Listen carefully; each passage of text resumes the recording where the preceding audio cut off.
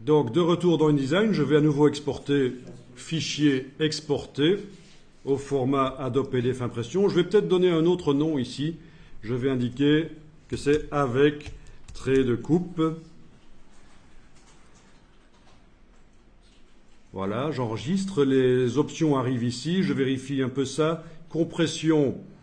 Il faut que je réindique 300. Si je ne veux pas le réindiquer chaque fois, il faut que j'enregistre en fait le réglage ici. Enregistrer prédéfini, comme ça je le retrouve dans la liste des paramètres prédéfinis. Mais bon, nous ici on va le faire manuellement, on va rechanger ça, c'est pas très grave. Ensuite, on avait ici repères et fonds perdus. Donc, dans repères et fonds perdus, vous pouvez enclencher les traits de coupe.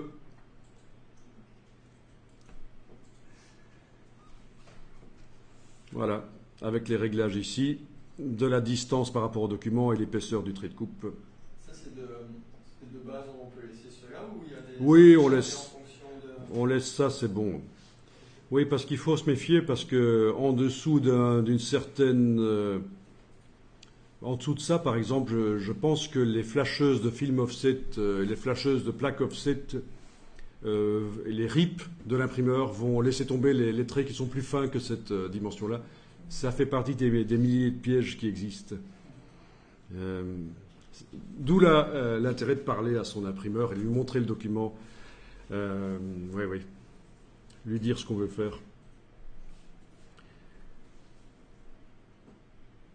Bon, donc vous jouez pas au réglage ici, enclenchez simplement un trait de coupe.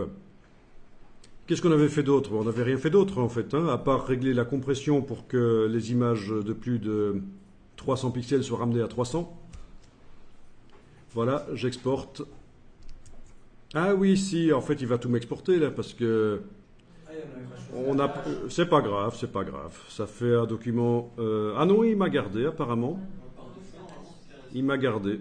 Il a exporté que la première, parfait. Bien, donc ici, on a, et là je vais l'ouvrir quand même dans Acrobat, ce sera mieux. Acrobat Reader.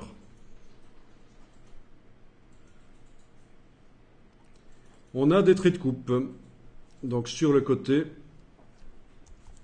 et c'est super intéressant, surtout pour un document comme celui-ci. On a des traits de coupe qui indiquent où il faut couper le document. Une fois qu'il est imprimé, avec un massicot, on coupe. Donc pour répondre à ta question, en effet, il y a parfois des cibles, ce qu'on appelle des hirondelles en fait en jargon de l'impression.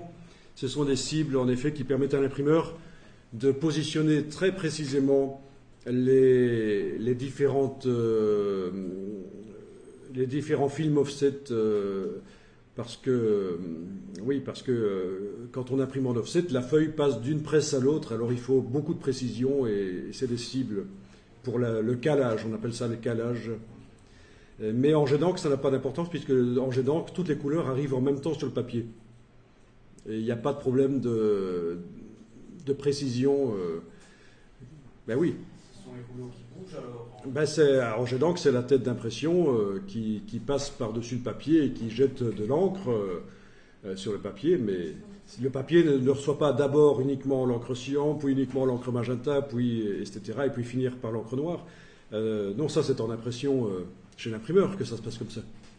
Que le papier passe d'une presse à l'autre, une presse monochrome à l'autre, et là il faut de la précision, et c'est pas évident, d'autant que le papier est mouillé, donc le temps la fraction de seconde où il est mouillé avec l'humidité dans la presse, il a tendance à s'élargir dans un sens.